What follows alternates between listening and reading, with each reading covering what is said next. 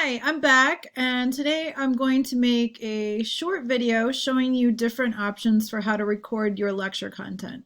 So we've talked a lot about different ways to set preferences in Zoom, different tips and tricks to use Zoom as effectively as possible, but maybe some of the most foundational stuff we all need to think about for teaching in the spring and doing remote instruction is how we're going to record our lecture content and deliver it or broadcast it out to the students. So I'm in my Zoom room right now. I'm the only one in here and I have the room locked so nobody can pop in and interrupt this recording.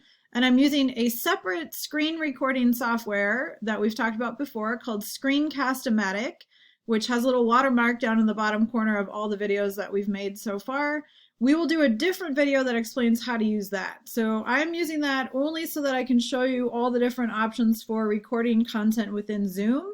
And then we'll figure out how to use Zoom to record all the different options for creating videos, lectures, broadcast materials, that kind of thing in Screencast-O-Matic. So I hope that makes sense, but we have to use one to show you the other.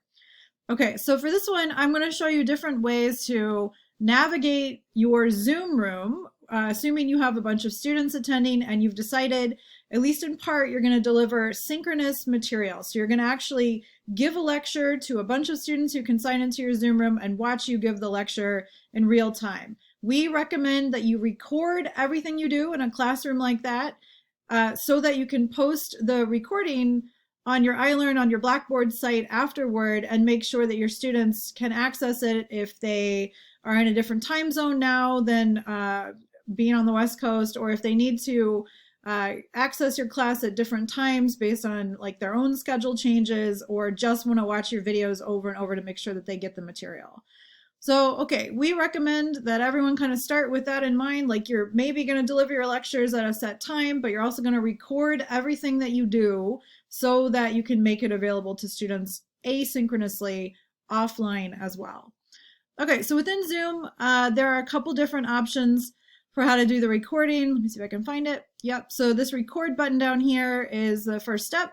I'm going to come here and I have two options. So record on this computer is the record locally option. That's going to save the video file to my hard drive physically on this laptop, physically on this computer. So it's not living somewhere in a cloud somewhere where I could download it if something happened to my hardware. So just keep that in mind.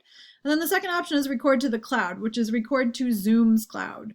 So I could click on either one of these. For now, I'll click on record on this computer. So I'm recording locally. And you can see that it's shifted up here. So now I know that everything that is in my Zoom window is being recorded. And I will later show you what the actual output from that looks like.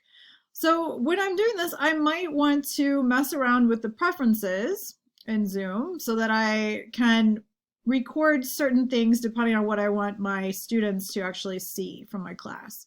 Okay, so for local recordings, I just went up to the top left corner, clicked on zoom.us, clicked on preferences, and came down here and clicked on recording.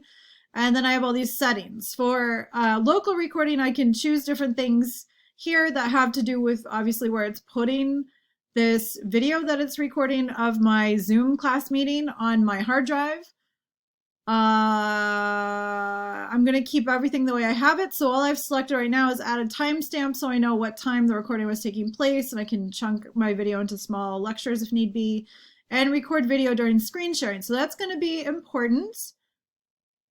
Actually, let's try this. That's going to be important for sharing anything with your students like lecture material. So let's say I'm in here. Let's say I have students attending, people listening actually in my physical room when we're meeting. And I want to share with them, let's see if I can get Keynote as an option. I want to share with them something, right, in an example lecture format. Okay, so I hit share. I've got slides. I could put my slides into presenter view. I could have arranged this, as I talked about in a previous video, to make sure that there's always like a little corner where my video can appear.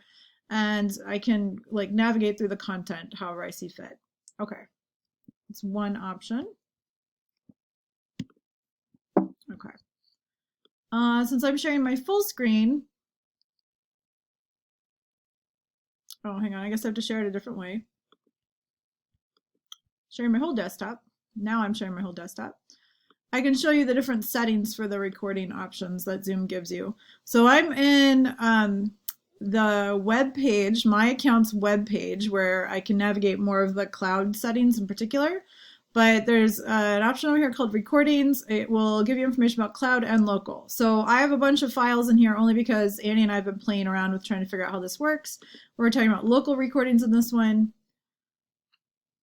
So when it goes, like I have a couple of files that I've recorded locally, so it's telling you basically like the path on my hard drive for this laptop of where the file is going when it's finished. So just to give you a sense of how long these things take, because this has been something that we've been noting might raise some concerns for people.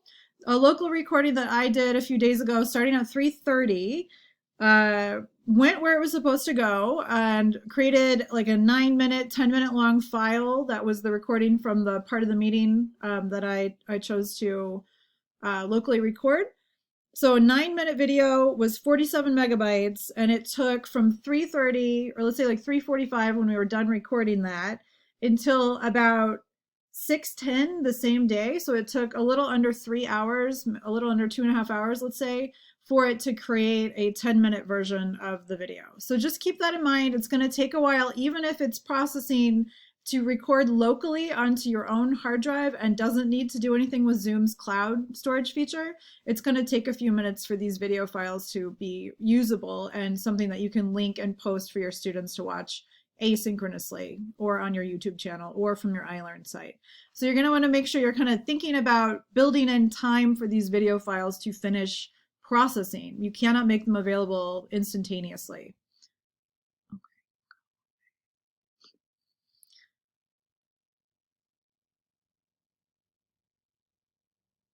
All right. Also in here, let's see, I think my video is in the way. Yeah, I could click on settings here, and it's just going to take me to the settings page that was linked right there in my account anyway, just under recordings. There aren't a ton of options that you have in the web page version for local recording. So it's basically just this one. Do I want to give participants permission to record locally or not? So this, I want to contrast this. So again, I'm locally recording, I'm not doing anything with cloud recording right now or for this video. This is my only option when I'm signed into my account and I'm in the browser. So I'm in like the kind of like full service version of my Zoom account. I can see all of the options. Local recording, I only have this little checkbox. Do I want to give my attendees permission to record locally? They would have to request it, and then I would like okay it on a case-by-case basis, but they have to ask for permission, and I don't know why I would actually have my students do that. So I would probably just get rid of that feature. Okay, now because I'm in local mode, I have other options when I am not sharing my screen. I'm going to stop sharing my screen. When I'm in my Zoom app and I go up to preferences and I look at these recording settings, I'm going to move the video over here so you can sort of see me while I'm talking. Okay, now I have a bunch of different options for local recording, and all the cloud recording options, it's telling me to go manage them on the web. So local recording, we already looked at these, but here are the different options that you have. So depending on where you're looking in your preferences, this is a little annoying, and what kind of recording you're interested in doing and modifying, you're going to have more options depending on whether you're in the app for local recording or on the web for the cloud recording. So I'll try to explain that further in another video that I'll do in a little bit for the cloud recording. But for now, I think this should be enough to get you started. I'll also pay attention to how long it takes to actually create this locally recorded video and what it looks like in terms of all the screen sharing that I was doing on the different windows I had open. So, okay, good luck with this. And as usual, Annie and I will be back really soon with more stuff.